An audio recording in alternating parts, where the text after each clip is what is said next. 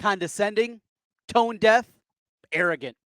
Yep, we're talking Brian Ferentz press conference today on Locked On Hawkeyes. Are Locked On Hawkeyes, your daily podcast on the Iowa Hawkeyes. Part of the Locked On Podcast Network, your team every day.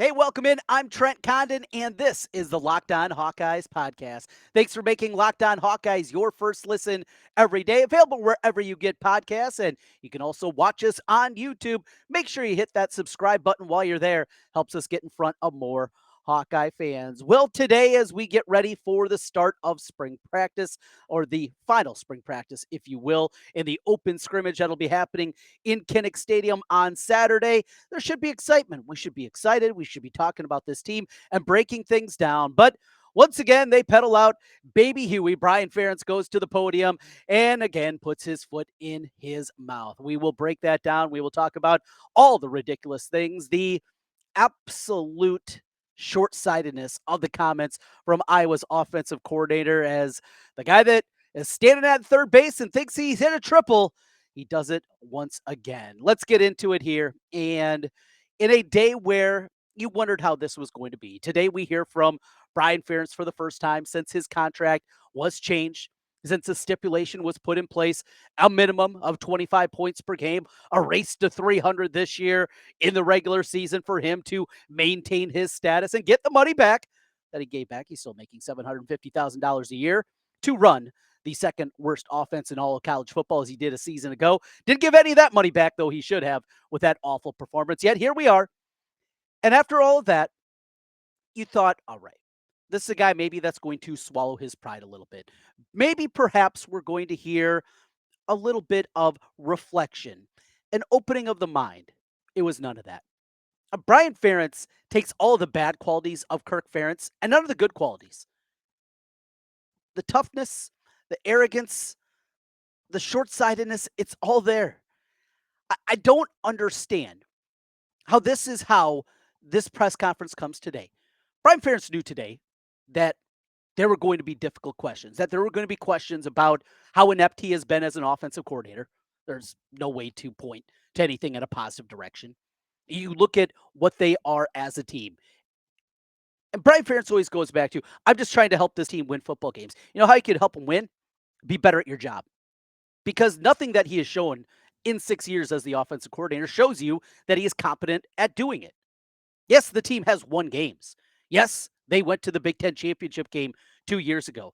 In those games during that season, though, what was the deciding factor in seemingly every one of the losses? The offense. His offense. Time in and time out. And after you finish the season, 130th in the country in total offense a year ago, that is the time that you need change. There's no doubt about it. This is the time that you look under the hood. This isn't about tweaking. This is a complete rebuild. Question was asked, what have you done to go back? What is different this year when you go back and evaluate and look at things? And for all intents and purposes, he said nothing. He said, no, we just do it like we always do. Some of the quotes are incredibly damning. And they're also an absolute spit in the face of the Iowa fan base. The people that, yes, pay his salary. It's absolutely incredible. And time in and time out, we continue down this path when you don't have to be accountable, and he doesn't. This is what you get. An arrogant press conference. Right away, comes out in the defensive. That's not how you do things. This could have been very simple. And yes, we like when we don't hear just a standard coach speak, right? I mean, how many times do we roll our eyes over the last 24 years when we've heard the exact same press conference seemingly every time from Kirk Ferentz? I mean, we're talking about what? Over 300 press conferences of Kirk Ferentz, and they're all, for all intents and purposes, the exact same thing. It's cliches. It's a bunch of stuff from years ago. That's what you get. But that's what you get from most coaches. Yet here's Brian up there being incredibly defensive, not having any kind of reflection, and just once again having an absolutely bad look. He looked miserable up there. It's not that difficult. When the question is asked, what are you doing to change? Yes, we understand. Everybody knows there's not going to be wholesale changes. We're not going to see them out there running 5 receivers and throwing it 60 times a game. We understand that's going to be a run-based offense. That's what they're going to do. They work and they strive to be 50-50. That's what they want to do. We get that. We understand the philosophy. But the way that you do it has not worked. And instead of saying things very simpler, hey, last year wasn't good enough. We have work to do. Instead of saying those things, he did the exact opposite. We're not going to change things. What? What could this guy possibly be thinking? And it gets worse. Oh, it gets so much worse. At this point, I'm my optimism throughout the spring continued to rise. I don't think there's any doubt that this Iowa football team is the most talented in the Big Ten West this year. I think that there is no doubt with the defense that they're going to have in the special teams that they are not just the favorite, the prohibitive favorite to win a division title and get an opportunity. You couple that with the schedule that is in front of them this year, it is all set up for Iowa to make another run and get back to the Big Ten championship game and have an ability to make a run. This team is put together in that fashion. I believe the talent is there offensively. But that optimism that was rising for me, something that is difficult for me to do as a fan. I am not the most optimistic fan out there. I get that. But as it's rising, here comes baby Huey out there with the same garbage. And instead of just very simply saying, hey, we're doing a little of this, we're doing a little of that, we know it has to be better. No, he goes a completely opposite direction. Absolutely incredible. Now, there were a couple of good things, I guess, that came out of this. And one thing that I completely agreed with Brian on. This is the one thing that he had exactly right. If this thing comes to an end, if we're talking about the end of days for him, well, this is pretty good.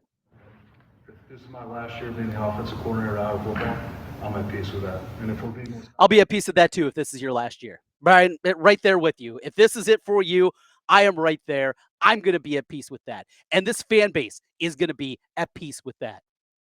It's not just the ineptitude, it's the arrogance. It's the condescending nature that he continues to throw out there. The holier than thou look down upon Mount Pius and the peons that buy the tickets and sit in the stands because we don't know and you know. Come on. You're coaching football. You're not working in biomedical. It's amazing. The people across the street, the doctors and the nurses and the people working in the hospital, they're doing work. And the way that the arrogance, I just can't get over it. There's a whole lot more. And a shot at the fans. And this one, this is the most damning quote. We'll do that as we continue here on Locked On Hawkeyes. Something exciting is coming to Built.com on Saturday, April 22nd. Now, I don't have all the details for you quite yet, but the excitement is real. It's something you won't want to miss. If you know how Built works, they have great protein bars all over the place, great flavors, and their drops with unreal flavors come in limited quantity. Well, mark your calendars and go to Built.com Saturday, April 22nd to be one of the first to discover what all the hype is about. Now, I can't wait to see what this new flavor is going to be. I'm ready for it, and I know you are as well. Hey, when you go there, make sure to use promo code LOCKEDON15, and you'll get 15% off your order. That's Built.com. New flavor. It's coming your way. Trent kind of back with you on the Locked On Hawkeyes podcast. Thanks for making Locked On Hawkeyes your first listen every day. As we continue here, mentioned what we heard from Brian Ferentz. And the quote, there were a lot of them, but the impossible nature of wrapping your mind around how this can be said. If you missed it, the question was asked to Brian Ferentz. Very simply, Brian, do you have a message for the fans that running out of patience? Very fair question. The offense the last 2 years has been unconscionably bad for anybody at a Power 5 level, and certainly one as successful as Iowa is. Here's a response for Brian Ferentz. Frustration is built up among the fan base. A lot of people kind of running out of patience after the last 2 years. What's your message to them? I don't have a message to them. I don't have a message to them. Brian Ferentz doesn't have a message to him because he is arrogant, because he is short-sighted, because he is condescending, because he doesn't get it. This guy absolutely doesn't get it. And if that doesn't make your blood boil as a fan to hear a coach in any capacity say something like that, to have it teed up. I mean, that thing is right there. That is a meatball down the middle, and you can knock that one out of the park and very simply say, we have to be better. We understand that, and that's what we're going through. These 15 practices are about getting better. Us as coaches have to evaluate what we're doing. We have to be better. 130th in the country total offense. That's not good enough. We understand that, and we are striving to be better. Instead, we get that. That is where we are right now. Unbelievable. That from the University of Iowa in the press conference earlier today as Brian Ferentz went to the podium and once again stuck his foot in his mouth. And if there were any people left short of the Ferentz family that were in the Brian Ferentz camp, I don't understand how you can be there after that. The definition of insanity, doing the same thing over and expecting different results. And here we are. The players will be better. This offense will be better. It can't be worse. Well, it could be. It's very unlikely to be worse. We're talking about one of the worst offenses at a Power 5 level in the last 40 years of college football. That's what he trotted out there a year ago. And though the offensive line went out, got a couple of transfers that are going to be coming in from the portal. Rusty Feth will come in. DeJean Parker, you're hopeful there. Of course, the quarterback position, a huge upgrade, going from one of the worst quarterbacks in the Big Ten in the last decade in Spencer Petras into what we have now in Cade McNamara. That's a huge upgrade. The wide receivers can't be worse than what we saw a year ago. And the running backs, hey, the running back's good. Jazz Patterson, of course, Caleb Johnson. Hey, you feel like you're in good shape at that position. Tight ends will be elite. Lachey, all really good. The offense is going to be better. But how you can come in. Andy Garman, I've known Andy for a long time. Former sports director here in Des Moines on the CBS affiliate KCCI. Well, now he has a job with the PR firm that works with the University of Iowa, Wickstead. Andy, you got to prepare the guys better if this is what Brian's going to come up with. I mean, that guy's got to go back to PR 101. He's not in an advanced class, that's for sure. We got to break this thing down to the studs. That is your response. Set up on a tee. We're going to work to be better. Simple. Keep it easy. Instead, here we are. Well, very frustrating. Good news is there are two other coordinators that we got to hear from. Phil Parker. I thought some really good comments about him. 14 practices now complete. One more will be happening on Saturday, the open practice at Kinnick Stadium. And he said for 10 of those practices, he wasn't real happy with kind of the pace that they were playing at. He expects greatness out of his team. And it's not just about, doing enough to help the team win games. He expects greatness out of his guys. And that's why you see the development. That's why you see the growth and why you see guys that a lot of times can struggle very early in their career and ultimately become all Big Ten, all American, NFL draft picks. That's what Phil Parker does because he's competent. And he's more than competent. He's great. And that's why this team has a chance this year to be great because of Phil Parker and because of LeVar Woods and what he's going to do with the special teams. You have two guys that are great at their job and one that's an absolute idiot as an offensive coordinator. Nothing's going to change. It's going to be the same garbage. And to not evaluate yourself, to not have the mental fortitude, to look at what you were and what you have been the last couple of seasons, and really overall in his 6 years as an offensive coordinator, and not to understand that you have to reevaluate, well, that's where we are. We got a lot of great comments out there. And thanks to everybody that makes their comments. You can follow us on Twitter at Locked On Iowa. You can follow me at Trent Condon is where you can find it. A couple of quotes that I thought were really good. Hit up the comment section as well on YouTube. Love to hear all your comments, and I read through all of those over there. This comes from S. Lind on Twitter, SLind44. Look at the body language. Maybe some apathy.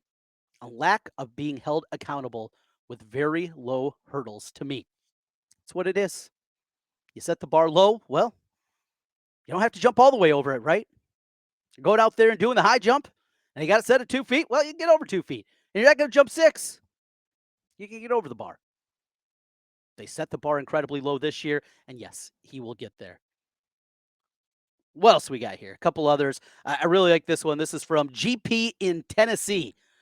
Only the son of the head coach can afford to speak and think that way when your offense is basically the worst in all of football. Just a little self awareness, great term, and humility wouldn't hurt. Jesus was saying you have some innovative new concepts, anything for hope, but nope. And I don't even have to hear about new concepts because we know that's not going to happen. We talked about this yesterday with LaShawn. Now, Army's going away from the triple option, or at least running it in the traditional sense. It's still going to be an option-based offense. They're just going to do it out of shotgun, and they have to do it because college football, the blocking rules have changed so much. We've heard Kirk complain about this starting in 2017 when the rules were first put in place. They've adapted even more now over the last 2 seasons, and Iowa can't run the football anymore because the zone blocking scheme and what they're trying to do, it doesn't work in today's college football with the way the blocking rules are set up. Now, are you going to change it? Well, not here. Apparently not. With all this happening and everything evolving in football, the offense, you have to try to be bad anymore offensively, right? Or you have to be going through a huge amount of turnover, unless you're Iowa. And the big picture, where my frustration goes to, is he can point to success. And I know there's plenty of people out there. Hey, look at what it is. And you know what? When Kirk retires, there is no guarantee that this thing is going to be better than what we've seen, not just over the last 24 years, but over the last 5 years. I completely get that. And I'm right there with you. I have the Dr. Tom syndrome, right? We let the contract go out for Dr. Tom because we were expecting to go to the next level. We did. It was the next level down under Steve Alford. And then it absolutely cratered under Licklider. And that still sits there. And that's why I am not an advocate of getting rid of Kirk until Kirk is ready to walk away from this job. But as he continues to put his son in a position where he can't succeed, he's just not good enough. We have 6 years of data now that shows us he is not good enough as a play caller and an offensive coordinator to maintain this job. But it's his son, so he's going to continue to go out there. You don't have to talk about new concepts because that's not going to be out there, but just something. And they couldn't do it. Let's get into the good things. Let's get into Phil Parker. Let's talk about that defense. Let's talk about some of the exciting things about Iowa football. And on a positive, what we're going to be watching for on Saturday at the open practice. That's as we continue on Locked On Hawkeyes.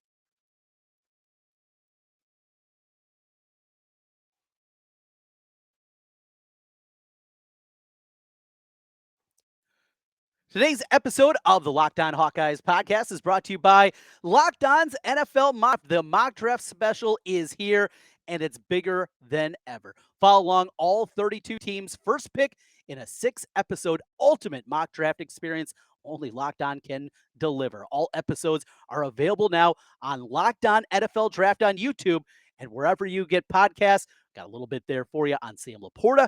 Got a little up also on Lucas Van Ness. So you can look for the Hawkeye side, whoever your favorite NFL team. I'm a Bears fan, Vikings, Packers, Chiefs, just here in the regional area or whoever it may be. We got you covered here on the Locked On Network. As we roll through here on a positive note, hearing conversation from Phil Parker today about Cooper DeJean, it still baffles me that this guy had never played cornerback until there were a couple of games left in his true freshman campaign. And he went out there and played well and acquitted himself incredibly well. And then what we saw out of him a year ago. And now he's talking about what he is doing in defensive drills and the way that he carries himself and just how good he can be and the flexibility that they can have with a guy that can play inside. He can cover slot. He can cover out X's. He can cover Y's. He can do everything you want. If you get in a pinch, you can move into safety. You know what? You need him to play cash. You can do that. And he could be an offensive player, and he can do punt returns, and he can do kick returns, and just on and on and on. You have this incredibly special talent. It is so cool just to hear that, and that's what gets you revved up. Also gets you revved up when Phil Parker starts talking about that defensive line. We talked about it earlier this spring. By far, the deepest position group that I can remember in my 43 years here watching Iowa football. Well, I guess my memory bank doesn't go quite back all the way to the beginning, but certainly you look at what they have up front, the depth that they have built, both inside and outside. It's incredibly exciting. That got me fired up. The question about Nick Jackson, the Virginia transfer, not on campus yet. Phil Parker is not somebody that just throws out, just false hope on a player. It takes a little bit to get him going. And yet when he talked about Nick Jackson, he talked about him as a playmaker, talking about a guy that's going to understand what they're looking to do and playing in the middle of the defense, as we saw Jack Campbell depart now and get ready for the NFL draft. We know it is huge, huge shoes for him to fill. And he's belief that Nick Jackson's going to be able to fill those shoes. Maybe not at an All-American level, but he's going to be right there. Remember, Jackson was a 3-time All-ACC defender for the Cavaliers. You get excited about that. Xavier Wampa, we get to see this elite athlete out there playing in the back end of the defense. Depth up front, a linebacking crew that's going to be solid, and a defensive backfield, though not as deep as maybe you want at this point in time, certainly has the pieces in the starting lineup. Getting Jamari Harris back there after a lost season because of injury a year ago. You go back to the way that he played in the Citrus Bowl against Kentucky a couple of years back now, and you saw his ascension and what he can be. DeJean on one side, him on the other, the physicality that we saw last year from Quinn Schulte, the playmaking ability of Xavier Wampa, just on and on and on. They are going to be at a high level. The special teams and LeVar Woods are going to be at a high level. It's just, that's what gets you revved up about this team. So what are we looking for on Saturday? Well, we are going to see if we do see anything from the offense. Is there going to be a real stride forward from a guy like Deontay Vines? Look, Deontay Vines has an opportunity here. He's going to get as many snaps as he can be out there for health-wise at the wide receiver position. We saw a glimpse. We heard a ton about him when we talked about it last August during camp. He was a guy that was ascending. He breaks his wrist, sits out for basically the first half of the year, and never was completely able to get going at the level. That's a guy that can definitely make plays, and they're going to need him in a big-time way. I know there's going to be guys injured. I also do want to see what they're doing up front. We go back to the run game. We talk about the zone blocking. I understand, yes, I bring it up a lot, but I think it's incredibly important how much more we see that evolution away from the zone blocking scheme and going into a different type of system of what they're trying to do in the run game. You can't cut at the level that you could in college football anymore with your blocking scheme, and because of that, it makes it difficult. What other area? I brought this up with LaShawn. After the injury to Eli Miller, only 2 fullbacks listed on the roster. Eli Miller is out for the year, torn ACL. He was going to be the starter. Didn't even list a backup when they came out with the depth chart. Because of that, how much fullback are we going to see? Yeah, goal line, third one, fourth one, sure. But short of that, is that being phased out, or is that just more circumstantial because of what the roster construction is right now? Construction is at this point in time.